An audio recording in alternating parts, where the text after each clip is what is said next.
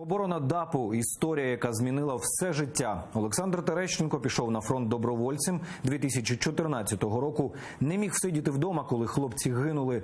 Не вагаючись, став до оборони Донецького аеропорту. Рятуючи побратимів, він отримав важкі поранення. Та це не зламало його. Нині він виховує патріотизм та відданість батьківщині у молодих патрульних. Історія захисника ДАПу очима нашої Олени Стецюк далі. Телеоператор, інженер та підприємець в минулому ще мирному житті. Нині заступник начальника з виховної і патріотичної роботи в Академії патрульної поліції. 15 жовтня 2015-го назавжди змінило життя Олександра Терещенка. Розповідає, влітку 14-го року пішов у військкомат добровольцем. Інакше перестав би себе поважати.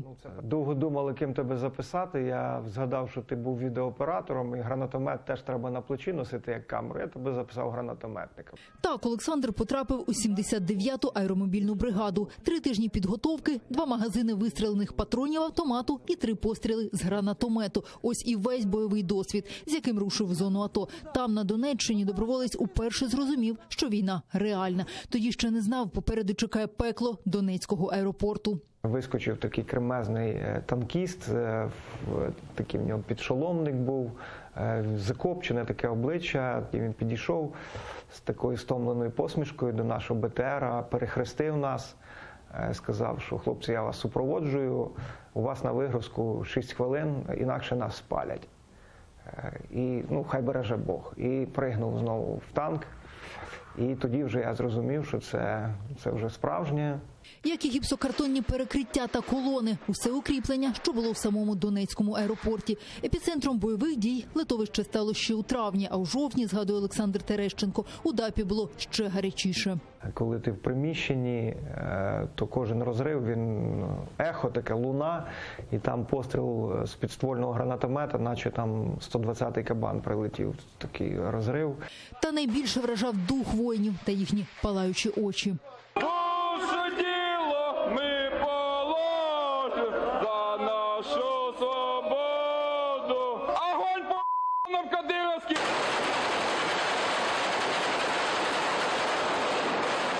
А ще ніколи не забуде останній день у терміналі. Туди залетіла ворожа граната. Олександр Терещенко, не вагаючись, схопив її та викинув назовні. Тим самим врятував життя побратимів. Не можу сказати, що я роздумував, кричав, я там спасу всіх. Просто якась автоматична реакція. Згадує, поранений, він потрапив в об'єктив телекамери. Зізнається, довго не наважувався подивитися. Тепер переглядає відео без емоцій і навіть жартує. І я дуже був роздратований, що я не дуже фотогенічно там вийшов, не крикнув «I'll be back», як Термінатор, що-небудь. Та тоді було не до жартів. Родині не казав, де саме воював, але дружина відчувала недобре. У день поранення чоловіка їй наснився сон. Як вона мені розказувала, що я прийшов прощатися до неї, а вона сказала, прошу, не йди. І це, напевно, був такий переламний момент. Переламними в історії стали 242 дні оборони Донецького аеропорту. Олександр Терещенко каже, ДАП став символом мужності. Бої за литовище тривали до 22 січня 2015 року. Тоді бойовики підірвали новий термінал. Під завалами загинули десятки воїнів. Вони до останнього боронили вже символ незламності. Це була перемога моральна наша. Я впевнений, що захищати треба кожен сантиметр нашої землі. Щоб це не було, і це не... жертви на війні є. Якщо не жертвувати, якщо не гинути, то треба було брати хліб-сіль і зустрічати.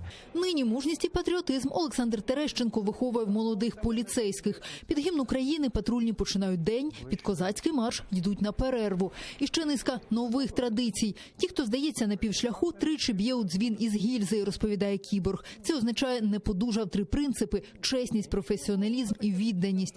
4 роки по тому Олександр Терещенко ні про що не шкодує. 23-й рік незалежності ми нарешті почали писати свою історію і нарешті здобувати свою незалежність реально.